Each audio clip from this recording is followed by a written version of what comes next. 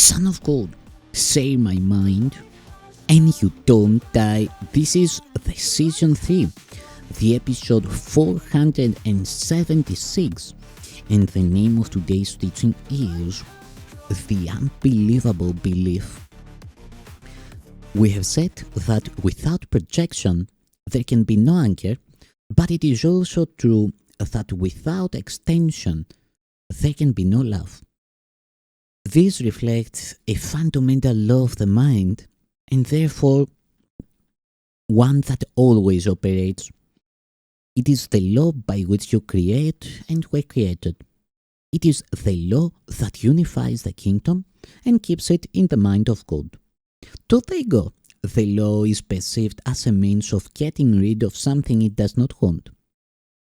To the Holy Spirit, it is the fundamental law of sharing, by which you give what you value in order to keep it in your mind. To the Holy Spirit, it is the law of extension. To the ego, it is the law of deprivation. It therefore produces abundance or scarcity depending on how you choose to apply it. This choice is up to you, but it is not up to you to decide whether or not you will utilize the law. Every mind must project or extend because that is how it lives, and every mind is life. The ego's use of projection and anchor can be finally undone. The ego always tries to preserve conflict. It is very ingenious in devising ways that seem to diminish conflict because it does not want you to find conflict so intolerable that you will insist on giving it up. The ego therefore tries to persuade you that it can free you of conflict, lest you give the ego up and free yourself. Using its own warped version of the laws of God, the ego utilizes the power of the mind only to defeat the mind's real purpose. It projects conflict from your mind to other minds in an attempt to persuade you that you have gotten rid of the problem. There are two major errors involved in this attempt. First, strictly speaking, conflict cannot be projected because it cannot be said. Any attempt to keep part of it and get rid of another part does not really mean anything. Remember that a conflicted teacher is a poor teacher and a poor learner. His lessons are confused, and their transfer value is limited by his confusion. The second error is the idea that you can get rid of something you do not want by giving it away. Giving it is how you keep it. Giving it is how you keep it. The belief that by seeing it outside you, you have excluded it from within is a complete distortion of the power of extension. That is why those who project are vigilant for their own safety. They are afraid that their projections will return and hurt them. Believing they have blotted their projections from their own minds, they also believe their projections are trying to creep back in. Since the projections have not left their minds, they are forced to engage in constant activity in order not to recognize this. You cannot perpetuate an illusion about another without perpetuating it about yourself. There is no way out of this because it is impossible to fragment the mind.